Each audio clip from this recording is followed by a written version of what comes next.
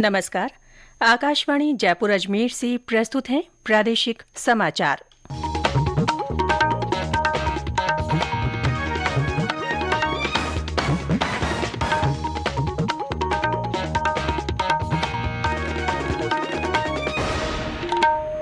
मुख्य समाचार। केंद्रीय सूचना और प्रसारण मंत्री अनुराग ठाकुर ने आज नाथद्वारा के श्रीनाथ जी मंदिर में दर्शन किए। उदयपुर में भाजपा कार्यकर्ताओं के साथ बैठक करेंगे। लंबित मुकदमों पर नजर बनाए रखने के लिए सर्वोच्च न्यायालय राष्ट्रीय न्यायिक डेटा ग्रिड प्लेटफॉर्म के अंतर्गत आएगा। केंद्र सरकार ने व्यापारियों, थोक विक्रेताओं और खुदरा विक्रेताओं के लिए गेहूं की मौजूदा भंडारण सीमा घटाकर 2000 मीट्रिक टन की।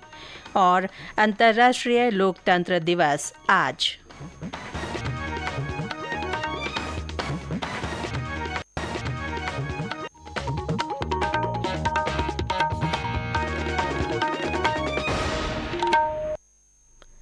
समाचारों के साथ मैं रितिका गुप्ता। और अब समाचार विस्तार से। केंद्रीय सूचना और प्रसारण मंत्री अनुराग ठाकुर ने आज नाथद्वारा में श्रीनाथ जी मंदिर में दर्शन किए। श्री ठाकुर उदयपुर में स्थानीय भाजपा कार्यकर्ताओं के साथ बैठक करेंगे। उनका प्रेस वार्ता को संबोधित करने का भी कार्यक्रम है। इससे पहले श्री ठाकुर कल भीलवाड़ा के सर्किट हाउस में देर शाम पत्रकारों से मुखातिब हुए। श्री ठाकुर ने इंडिया गठबंधन द्वारा देश के 14 टीवी एंकर्स की टीवी शो में अपने प्रतिनिधि नहीं भेजने के निर्णय पर विपक्ष पर निशाना साधा। उन्होंने इमरजेंसी का हवाला देते हुए कहा कि तब भी प्रेस पर प्रतिबंध लगाए गए थे और आज भी मीडिया का बहिष्कार कर उनकी आवाज को दबाने का काम किया जा रहा है। श्री ठाकुर ने कहा कि मीडिया का बहिष्कार संविधान के भी विपरीत है, क्योंकि संविधान उन्हें बोलने की स्वतंत्रता देता है। आज जब वो विपक्ष में है तो मीडिया पर्सन्स को बहिष्कार और एक तरह से उनकी आवाज को कुचलने का काम किया। ये संविधान का भी एक तरह से अगर आप देखें तो आपको अधिकार देता है कि आप अपनी बात निष्पक्ष तरीके से रखें। Freedom of speech, freedom of press की जब हम बात करते हैं तो बातें तो बड़ी बड़ी करते हैं विपक्ष के नेता। कभी संविधान को बचाने की बात करते थे, कभी फ्रीडम ऑफ प्रेस की बात करते हैं, लेकिन इनका एक के बाद दूसरा कृत्य साफ नजर आता है। उपराष्ट्रपति जगदीप धनखड़ कल देर शाम अजमेर के किशनगढ़ में मार्बल एसोसिएशन के कार्यक्रम में शामिल हुए। उन्होंने कहा कि भारत तेजी से प्रगति कर रहा है और दुनिया की 5 महाशक्तियों में शामिल है। श्री धनखड़ ने कहा कि G20 सम्मेलन के शानदार आयोजन और सफलता से भारत की ताकत को पूरी दुनिया ने देखा है। उन्होंने कहा कि इस कार्यक्रम से विदेशों में सकारात्मक संदेश गया है। इससे पहले श्री धनखड़ ने सुरसुरा में तेजाजी मंदिर में दर्शन किए और निम्बार्क तीर्थ में श्रीजी महाराज से आशीर्वाद लिया। गौरतलब है कि उपराष्ट्रपति कल टोंक, जयपुर और अजमेर के दौरे पर थे। लोकसभा अध्यक्ष ओम बिरला ने कहा है कि हमें भारत की संस्कृति के अनुरूप सबके कल्याण के लिए कार्य करना चाहिए। उन्होंने कहा कि युवा इस कार्य को हाथ में लेकर प्रदेश और देश में सकारात्मक बदलाव लाने का बीड़ा उठाए। श्री बिरला कल कोटा में प्रबुद्ध जन और सामाजिक कार्यकर्ताओं से संवाद कर रहे थे। उन्होंने कहा कि सामाजिक कार्यकर्ताओं और प्रबुद्ध जन का भी दायित्व है कि वे वंचित, शोषित और पीड़ित वर्ग का जीवन बेहतर बनाएं। महाराष्ट्र के उप मुख्यमंत्री देवेंद्र फडणवीस ने कहा है कि राजस्थान को नंबर 1 राज्य प्रधानमंत्री मोदी के नेतृत्व में ही बनाया जा सकता है। कल अजमेर में भाजपा की परिवर्तन संकल्प यात्रा पहुंचने के बाद आयोजित जनसभा में उन्होंने कहा कि आगामी चुनावों के बाद से ही राजस्थान का वास्तविक विकास शुरू होगा। इस मौके पर भाजपा के प्रदेश अध्यक्ष सीपी जोशी ने कहा कि राज्य की जनता नेतृत्व परिवर्तन के लिए तैयार है। देश के मुख्य न्यायाधीश धनंजय यशवंत चंद्रचूड़ ने कहा है कि सर्वोच्च न्यायालय जल्दी ही राष्ट्रीय न्यायिक डेटा ग्रिड प्लेटफॉर्म के तहत आएगा, जो लंबित मामलों पर नजर रखते हैं। न्यायमूर्ति चंद्रचूड़ ने कहा कि लंबित दीवानी और आपराधिक मामलों की जानकारी एक ही क्लिक पर देखी जा सकेगी।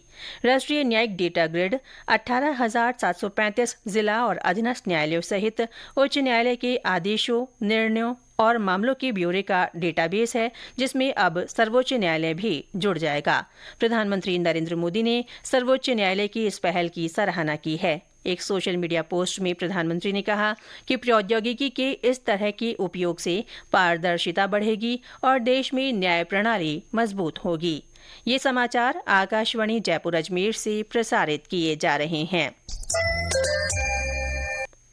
केंद्र सरकार ने व्यापारियों, थोक विक्रेताओं और खुदरा विक्रेताओं के लिए गेहूं की मौजूदा भंडारण सीमा 3000 मीट्रिक टन से घटाकर 2000 मीट्रिक टन कर दी है। ये निर्णय लागू हो गया है। खाद्य और सार्वजनिक वितरण सचिव संजीव चोपड़ा ने कल नई दिल्ली में बताया कि व्यापारियों, थोक विक्रेताओं और खुदरा विक्रेताओं को गेहूं भंडार सीमा को संशोधित करने के लिए 12 अक्टूबर तक का समय दिया गया है। होलसेलर और ट्रेडर और बिग चेन रिटेलर जिसको कहते हैं, उनको ये निर्देश दिया जा रहा है कि वो अपना स्टॉक 2000 टन तक रखें और उनको 1 महीने का समय दिया गया है कि जो उनका स्टॉक है वो 3000 से कम करके 2000 टन तक लाएं। और उससे ये भी संदेश दिया जा रहा है कि जो उनके पास एक्सेस स्टॉक है, जिसके कारण से हमारे देश में कुछ ऐसी अफवाहें फैल रही हैं कि शॉर्टेजेस हैं, उसके चलते वो स्टॉक मार्केट में आएगा और उपलब्धता बढ़ेगी और कीमतें भी नियंत्रण में रहेंगी। राजस्थान पेट्रोलियम डीलर्स एसोसिएशन के आह्वान पर प्रदेश भर के पेट्रोल पंप आज से अनिश्चितकाल के लिए बंद है।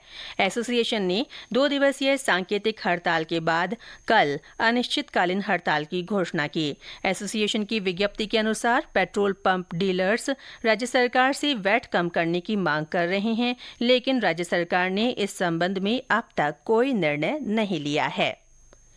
वायुसेना की ओर से आज से जयपुर के जल महल पर 3 दिन का एयर शो शुरू होगा। इसमें सुप्रसिद्ध सूर्य किरण एरोबेटिक टीम हैरतअंगेज प्रदर्शन करेगी। रक्षा प्रवक्ता कर्नल अमिताभ शर्मा ने बताया कि ये एयर शो रोजाना दोपहर 3:30 से 4:30 बजे तक आयोजित होगा।